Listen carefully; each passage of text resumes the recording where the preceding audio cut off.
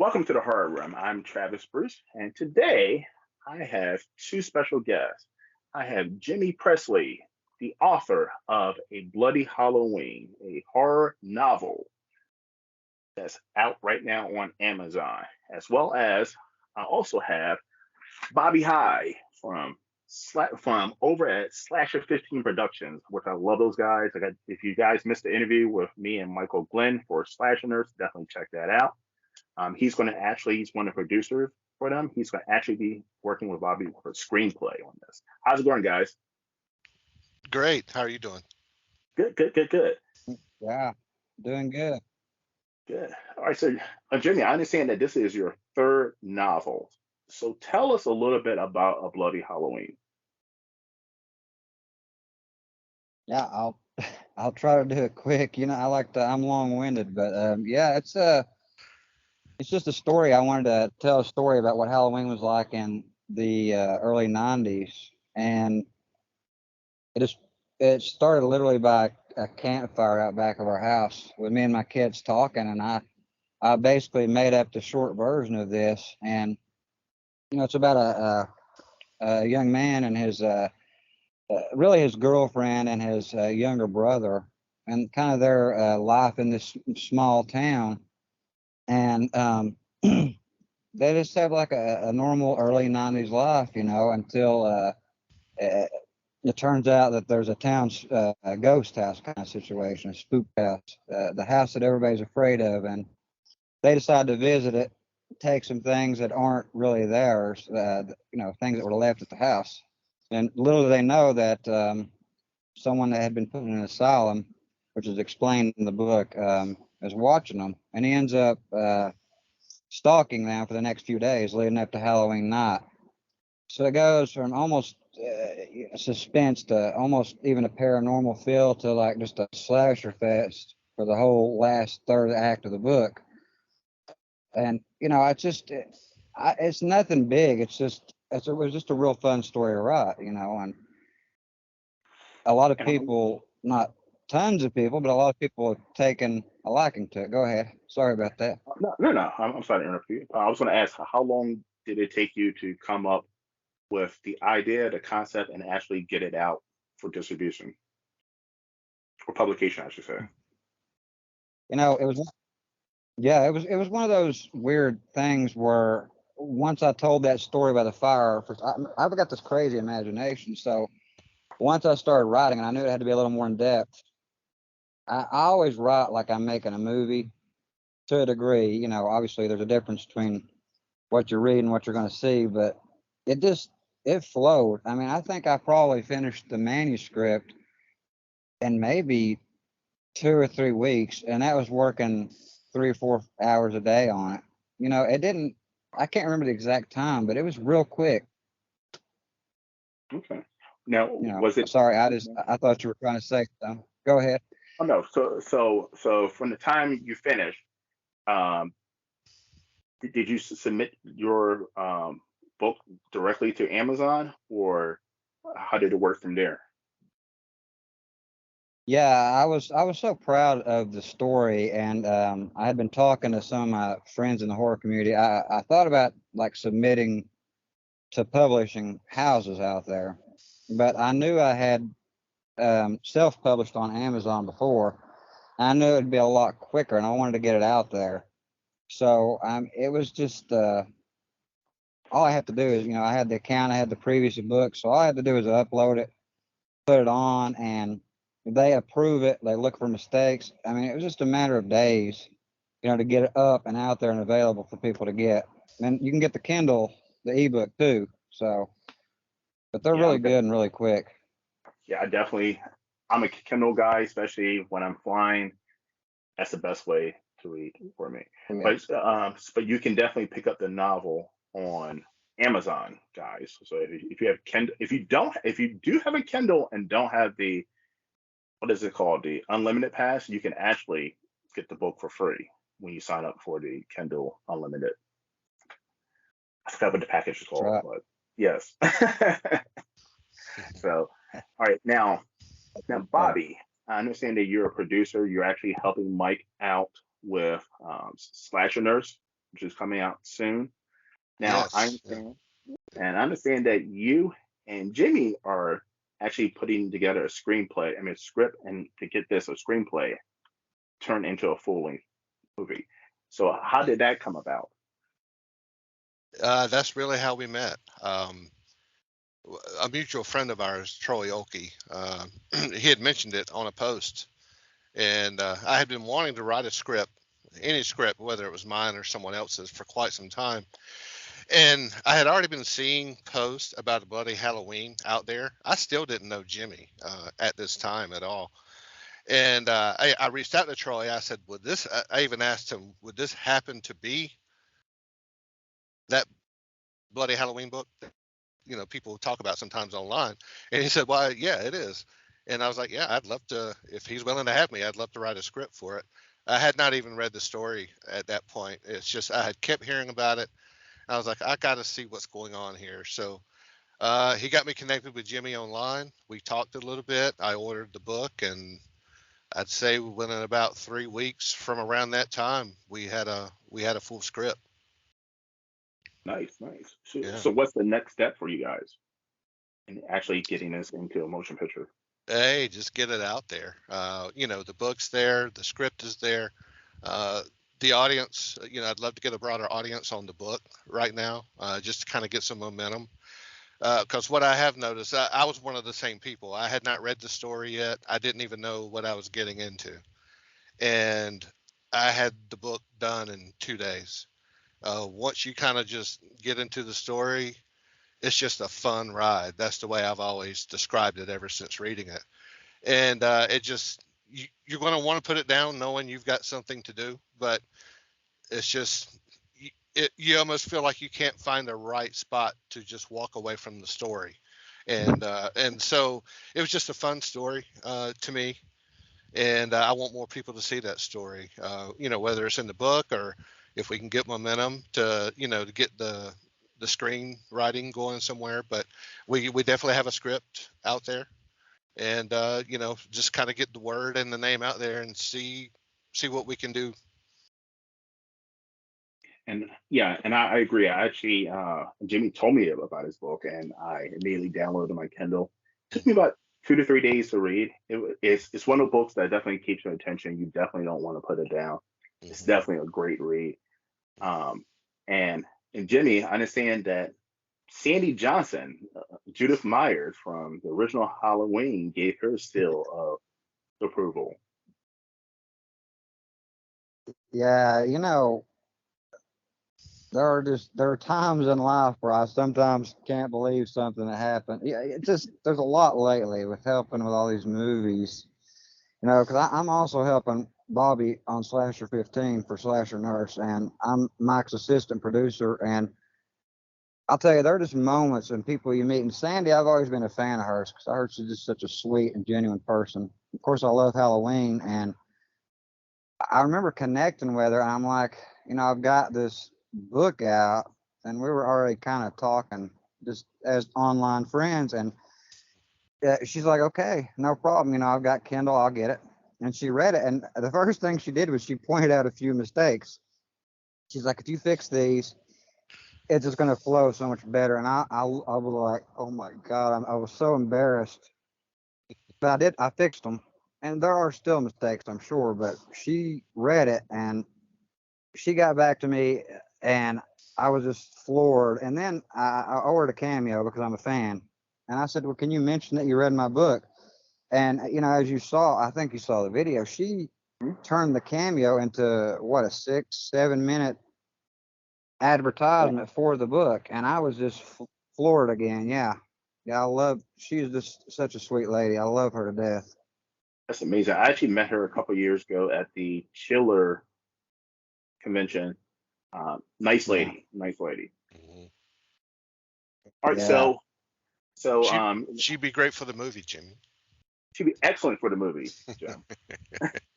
I offered her. She said if someone legit's doing it, she will do something for it. She said she wants to. So you know, That's awesome. Now, so where are you planning on doing the filming for Bloody Halloween? I've talked to Bobby about this a lot, and I've talked to like Michael McGlynn. They're like my two go-to guys for. I said I don't care if they film in Alaska. I really don't, as long as they do the story and the scenes justice. I mean, it takes place in East Tennessee where I live, but as long as it generally looks and has that Halloween feel that I tried to capture, I don't care. As long as they do it justice, because it's really special to me. So, you know, Hmm. yeah. It definitely has a Midwest feel to it.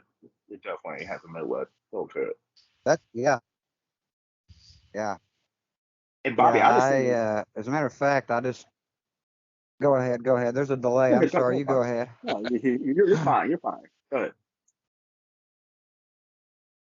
Well, I was just going to say I was working on the sequel, which is finished now. I just have to top it up. I always handwrite my books first, and I said, this seems an awful lot like Haddonfield, from the movie. And I'm like, is that how the first one felt? And so I've been checking it out, and yeah, the Midwest was definitely spot on. I just wanted to add that, but yeah. It definitely has a Midwest feel. And Bobby, I do have a question for you. So you've been in the game for a long time. You've been helping produce, and I seen you even did a little bit of acting. How hard is it to get into the horror industry as an actor or producer? Well, if you're talking about the indie route, um, which is where I've always been, it's actually not that difficult to get involved. And I think that's one of the positive aspects about the community is it does allow dreamers to dream, to get involved. I would even say someone like you recently spoke with Michael McGlynn. He's another sort of a Cinderella story in indie.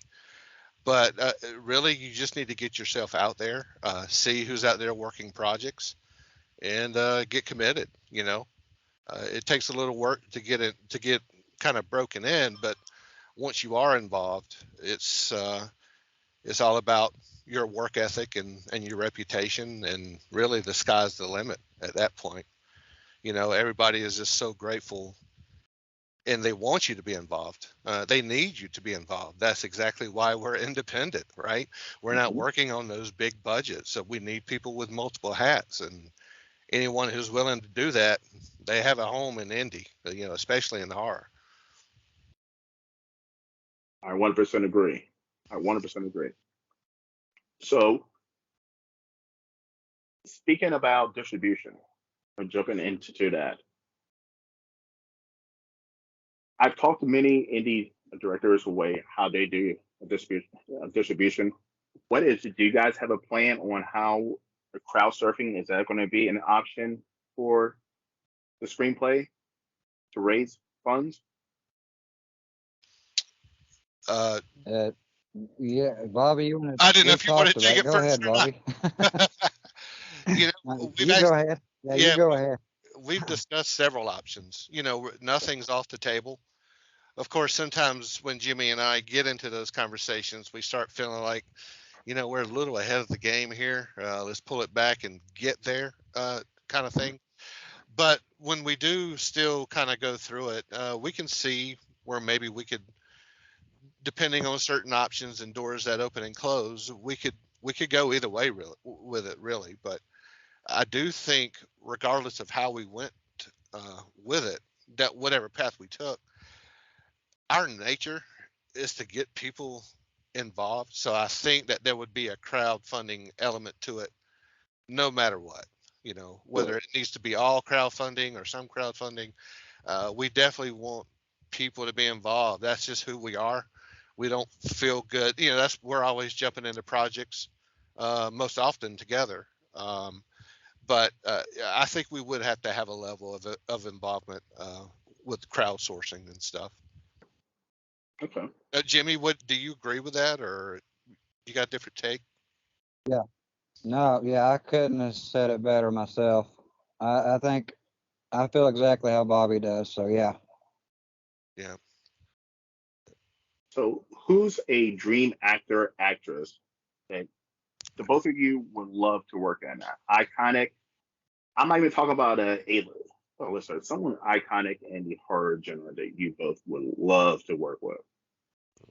You sending us down a rabbit hole here, Jimmy and I. We sometimes we daydream a little too long, but because usually when we get into this conversation, it's usually talking about some kind of vision to his story. That's usually where it all starts between him and I. But Jimmy, do you want to kind of go ahead and mention your few? Sandy is definitely one. Sandy would be a great one. Yeah, we would just love to have her involved. And I don't want to say the next one because I know Jimmy. So Jimmy, go ahead and say. I think I know who you're going to say next. Who would you want in that film? Yeah, well, I don't know if you do know. My mind's changed a lot over the last few years. I had written a part. The killer, I actually didn't know who I was going to have play it. And I don't know if I'm allowed to say who I want to play the killer, but it's someone very specific. But he's not known he's known in indie horror, actually. I'll go ahead and say it, okay? My choice for the killer would be Michael McGlynn. Okay, and then I've got a few parts. Like I said, I want Sandy in there. I actually wrote a part specifically for Kane Hodder to kind of break the mold of the type of character that Kane Hodder plays. Nice guy. Again, that's just kind of dreaming too. Yeah, and he is great. Yeah. Danielle Harris also was someone I had in my mind just to kind of get involved with one of the characters, but.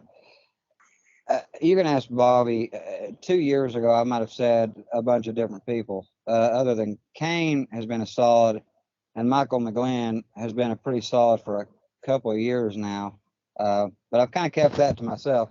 So I don't want Michael to see this and be like, "You put me on the spot now." So. So he definitely watching my video, so he will see this. Yeah. I don't disagree. Jimmy told me that one night, and I was like, "It fits. It ironically fits," But yeah, I could definitely see why Jimmy went there mentally with Michael as the killer. So growing up, I'm sure you both were huge horror fans. What one? This is a hard question to ask. Most people get stumped on this, but I'm gonna ask you too. What was one horror movie that completely fucked you up growing up? It still fucks you up today. Disturbing. Yeah. Which one you want to go, Go Jim? ahead, Bobby. No, you go ahead. Okay. So I would say the first horror movie to really fuck me up would have been Jaws. And it was even the TV version. Oh wow! I was a kid, and it was a late night movie one night in the living room. First time I really got exposed to anything like that. I can't remember how old I was, but I was pretty young. I would imagine it was in the single digits for sure. Went to bed that night, and I didn't know it was a dream, but I was in that state of halfway awake, halfway asleep. And to me, Jaws was chewing through the house because I was hearing this noise too, as well at the same time. And the logic was Jaws is chewing through the house to try to get to me in the bedroom. And as I woke up into a full awake, I'm still hearing all this noise. So logically, all of what I think is happening is happening. So I jumped out of bed, ran around, and ran into the living room. And it was, back then, late at night, static would come on to TV, the black and white, and it would go, Mm-hmm. So that's what I was hearing echoing through the house. But that sense of fear and reality to it all, that was really my first solid memory of just having a movie do that kind of thing to me. It was just, it changed my life as far as, wow, a movie can do that. Jimmy? Yeah, mine involves 3 that I saw within a week. My dad used to take me, after he divorced my mom, mind you. Yes, I said that, by the way. He would take me to different girlfriends. He was trying to, get back on the scene. So I had this. He had this girlfriend. I'll never forget. Her name was Katie, and she had a son named Ronnie. And within a few days, they showed me Friday the 13th, the Twilight Zone, the movie, and Poltergeist. And I was still maybe 6 or 7 at the time. And let me tell you, for months, I would lay on my floor at night looking under my bed because I thought Mrs. Voorhees was going to be under there to stick me with an arrow.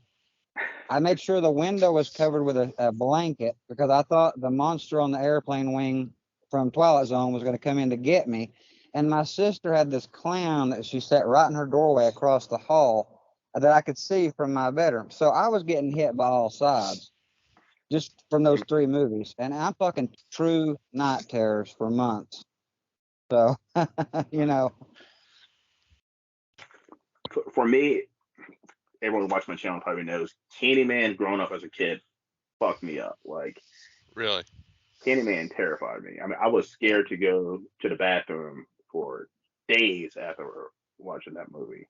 But as an adult, within the last, I would say, it was 10, 15 years, Eli Roth, who I love, he's a great horror director. I love his movie. Yeah. He did a movie, it didn't get that much recognition, but I saw it in the movie theater. It was called The Green Inferno.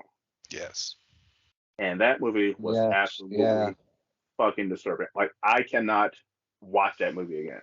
Mm-hmm. I can't rewatch it. It was just so disturbing from beginning to end. Yeah, and he definitely did a great job with that. Cause that fucked me up in the movie theater. The build up in that movie is just grueling. You know, it is, and it's relentless. Like, people talk about Terrifier 2. Nah, Green Inferno shits all for Terrifier 2. When it comes to that, you're disturbed after watching that movie. You know. Yeah. If I had seen that as a kid, which I did with many movies, I probably would have thought I was seeing something real.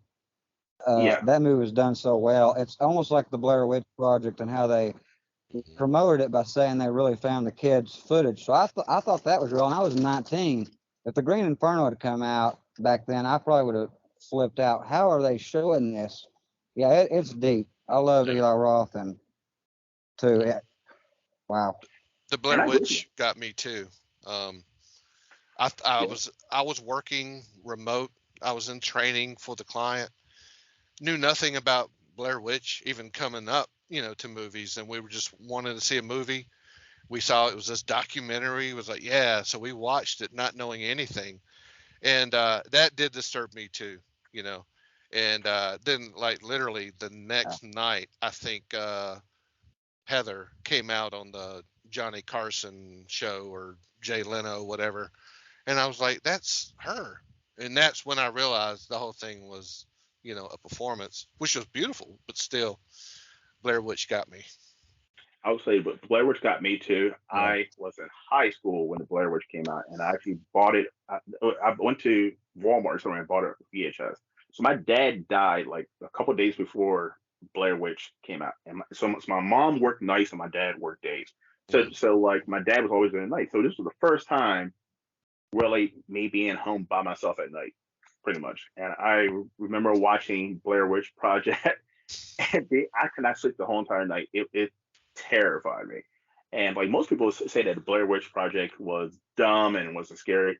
I'm like, no, I love the original Blair Witch Project. Was probably one of the most iconic horror movies for what it was. Mm-hmm. All right, guys. So I agree 100%. Yeah. And so, all right, guys. So how can my subscribers, my fans, how can we find you on social media? You can find me Facebook. It's Jimmy Presley. I've also got an author's page. Not quite taken off, but it's author James W. Presley. I'm also on YouTube. It's James W. Jimmy Presley. Just kind of throw those names together. You'll find me somewhere. Twitter and Instagram too. So, And I'm under Bobby High. I don't have any other profile out there, so it's Bobby High. And also, we're both in the world of indie horror. That's a forum that Jimmy's been running for quite some time. So if they want to stay in touch with kind of the indie scene, whether they want to break in or just see what's happening, feel free to come to the world of indie horror and join the forum. Most definitely. And you also can find these guys too with the Slasher Yeah. 15 Productions. I mean, they are a big part. Yeah, they let us hang around, slum around. Oh yeah, yeah. Love those guys. My second home. Yeah, Slasher 15. Just that whole network is just amazing. It's like It a is. family unit. Yeah. Those guys are amazing. Yeah. Amazing. All right, guys, definitely Yeah. make sure to grab a Bloody Halloween off of Amazon. Definitely grab that and look out for the movie. Hopefully, coming out in the next in the near future. And I'm gonna have you guys when that comes out. Of course, I'm gonna have you guys back on to promote that as well. I'm gonna talk about that. Would love to. Yeah. All right, guys. Well, everyone, I'd like to thank Jimmy and Bobby once again, and I would like to thank everyone for coming to the horror room. If you like this video, please hit that like and that subscribe button. Post videos pretty much daily. All right, guys. I'll see you guys next time. Take care. Thank you. You too.